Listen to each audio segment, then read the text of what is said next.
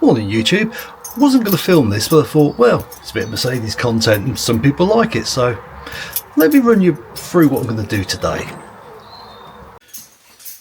So I've come inside because it's a bit noisy out there at the moment. It's a bit cool as well. So, as you'll remember, I did a video recently, a few months ago, about the white saggy springs, somewhere up here in YouTube land. Now, although the springs did make a difference and it did give the ride height a few inches, and Deb likes a few inches, leave it, I don't think it's completely solved the problem. So what I thought I'd do is I would get 2 new struts, complete struts, and did some shopping around, and anybody that knows Mercedes knows that you need probably one arm and a kidney to afford most things on them. So what I did, I found a place in Jena. And this place in Jena said that these were original OE. They came from Germany, and they weren't a bad price, to be honest. A bit sceptical, but I thought, well, give them a go. Anyway, bought them on eBay, waited, like waiting, no I don't. And finally, I got a delivery message from DHL saying, oh, they're going to be delivered in a couple of days. I thought, great, excellent, get it done. DHL turned up with a strut, and I ordered 2. Right, so tried to contact the seller, took ages to get back to me, typical really, and said, oh, very sorry, we'll send you another one, but we see you've logged a, what is the thing, a return for eBay, can you cancel that? I went, no. So anyway, arguments went backwards and forwards. And in the end, the one they sent went back. Now I did open the box and look at it. Didn't look very original to me. So that still left me in a dilemma. I'd done the springs, but I still think the shocks are weak. So I went direct to Bilstein, which are the OE manufacturers for the Mercedes. And I've now bought myself 2 shocks. So I'm not going to take you through every single part of this, because if you want to watch the disassembly and everything, then it's in the other video.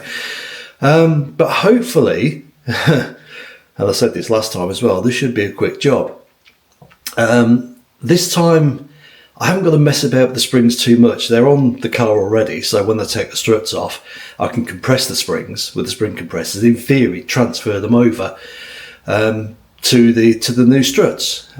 It should be easier, but you never know. It's a Mercedes, and you do have to compress these springs a long way.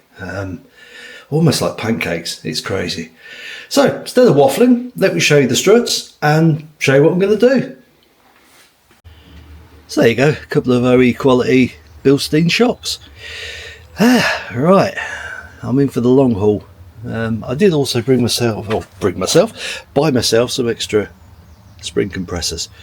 So I've got about 3 sets now, so 1 set should work, and if it's anything like last time, I'm going to need at least 2 to compress them. Right, I'll stop waffling because I'm not looking forward to this and need to get on. There you go, that's the first strut out. Not too much to take out. You've got a bolt there, 2 bolts there, they're all E14s, 10, something like that, can't remember now. Your sway bar there, and then 3 bolts, which I think are E8s at the top, but they're all E's, apart from the 18mm on the sway bar. Right, now we're going to compress that spring, and thought it started to go rusty already. No, it's just dirt. And then, yeah, get stuck in with the other one, transferring it over. Fun times. Well, that's number 1 disassembled. Widowmakers over there, holding the spring tightly. The bump top there with the bearing in it, which has just been greased up again. And the actual top stop, and all sorts of bits and bobs associated with it. So all I've got to do now is get the new one fitted. Easy.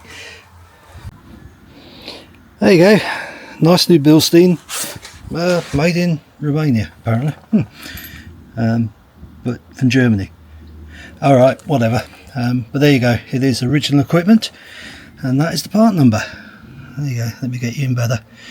Right, let's stop messing about and get this rebuilt. And there you go, one done. That was actually easier than when I put them back together last time, so yeah, that shock was definitely had it, because yeah, that was a lot easier to do. Right, back on the car. And there you go, one side successfully mounted. Right, let's do the other side. And there you go, all back on the ground. The ride height definitely looks higher, so yeah, it sort of matches the back now.